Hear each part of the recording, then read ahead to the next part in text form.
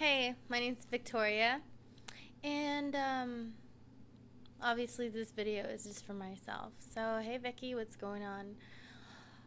I know it just might be a little bit weird that you're seeing me in a hijab, but I just wanted to let you know once you forget things that well, I'll just speak in first term, I guess. I converted, which I don't even like that term at all, but I quote unquote converted to Islam on the 30th of December 2006. Uh, why? Actually, I don't even know why. I don't even wear this thing all the time. Just when I'm at home, trying to get used to it, having to like have my face restricted and everything. I don't know. It's a very difficult too.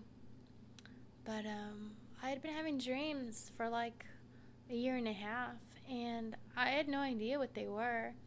Sometimes it would just be signs, maybe even symbols, or just sayings that I wouldn't even know I would be saying in my dream. Some would be like in Arabic, and I know I can't even speak Arabic, but it would be in like Quranic terms, if that's what they call it. And I don't know, it's just very strange how it happened. First, it started off as I was saving a little boy in a pool, and after that, I just started. When I thought I had saved his life, I I just yelled out like, just praises to Allah, you know. So that was different, and then I just kept having continuous ones throughout the year and a half, and I don't know. So I finally had my recent one, which was on the 29th, the day before Eid. And I guess that really meant a lot because I hadn't had a dream in, I don't know, maybe 2 or 3 months or something like that. Maybe even 4, I don't know. But it had been such a long time. And when I had this dream, I was at a flea market and I had been dropped off there to go look at things. And I was going to get something for a friend, Nisa. And I think he was with my cousin Arturo. Anyhow, I was reaching for something, but I couldn't really get it, so I had to get on a chair, which meant I had to get out of my way just to get the little thing that I was going to get for him. And it was a star and a crescent. It might have symbolized Turkey because he was in Turkey, but that symbol also symbolizes the Islamic religion as well. And I reached for it and everything, and it had like a removable little flower thing and some Arabic on it, and I'm assuming it was a prayer.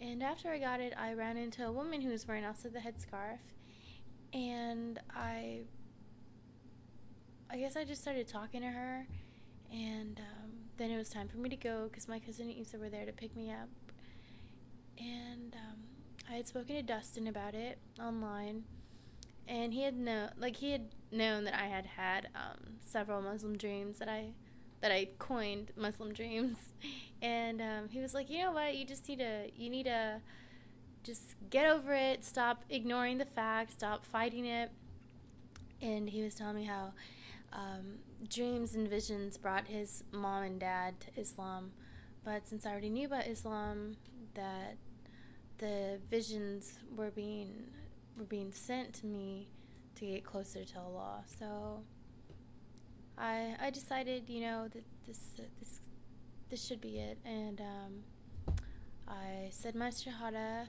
um, on the 30th at the mosque here in San Antonio, the masjid, and honestly, like, to tell you the truth, I really got tingles in like my chest area, where my heart is, and I don't know. It was just I'd gone in the morning for Fajr, and then the replacement Iman like totally blew me off, and I was just so pissed. And I fell asleep the whole day. I didn't even go to that festival that they had. And then I went for the nighttime prayer, the Isha. I don't know how to say it yet. anyhow, I went there, and then I said my shahada, and the next day I went to the Eid festival on the 31st. They had one on the 30th, and they had another on the 31st because it's for 3 days.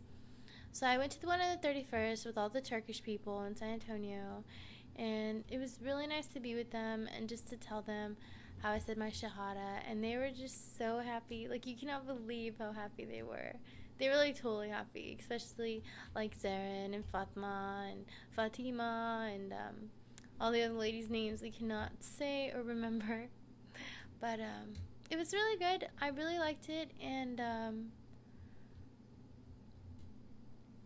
I don't know. I look at a lot of the things that I do differently, even though it's been like a whole like 4 days or something, 3 4 days.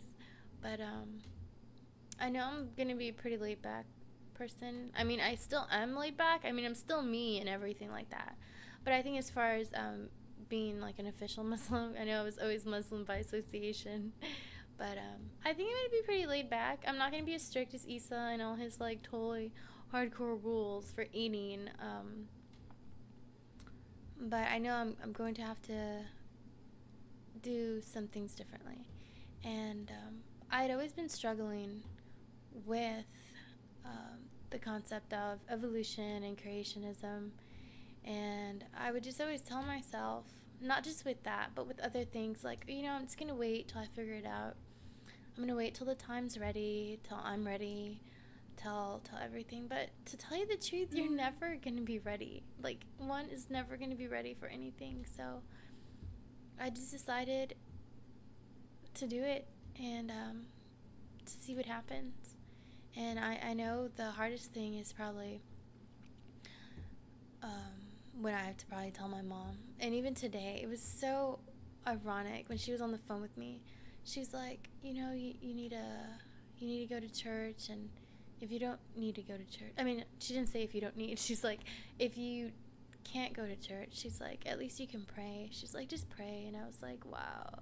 It's like the Muslims pray 5 times a day. I have not yet prayed 5 times a day because I just haven't. Because I still here I go again saying I'll pray when I learn the prayers, and I absolutely will not learn the prayers. So I pretty much should start praying at whatever time I can, because at work I'm just there and I can't leave the kids' side anyway. But if I can do 2 prayers a day, that would be awesome. That would be a really good start. And yeah, I think it just probably just be telling my mom would be the hardest part. I know she told me this morning too that she's my biggest cheerleader, and she supports anything that I do, and she'll back me up. And for some reason, I don't think she'll back me up on this one. I think she'll be very scared, very frustrated as well, and she'll be wondering why I did it. She'll definitely think I was brainwashed, and she'll say, no, this isn't you, you're just confused, don't do this, don't talk to any Muslims, this isn't you. And I absolutely know she's going to say that. If not exactly those words, then something very close to it, just mirroring what I said. Because even though she says she's my biggest cheerleader, there's things that I know she's not going to understand. And this is definitely the big one. As far as telling my aunt, I will probably not tell my aunt for reasons I don't even want to talk about. But I don't know. I think it's going to be okay. I think I'm going to be okay. And I just need to stay strong, I guess, and just keep on going. We'll see where this road takes me, because I think this is a lifelong commitment, like my little turtles. So that's about it. Hope everything's okay, Vicky. I'm recording this on January 2nd, 2007. And I know you're probably going to look at your files later on. And you're going to wonder what this video is. And it's me talking to you, telling you that everything's going to be fine.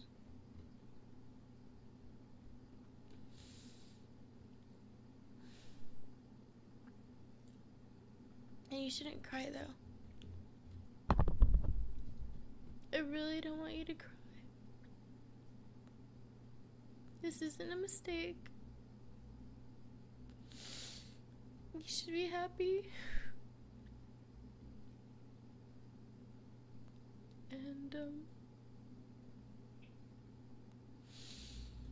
I don't want you to be scared of all the discrimination out there. And I know that's probably one of the biggest things you're worried about.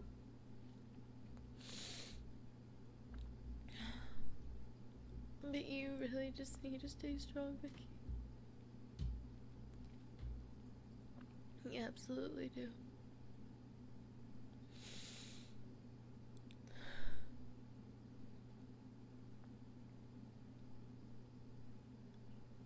You're gonna be okay. Take care.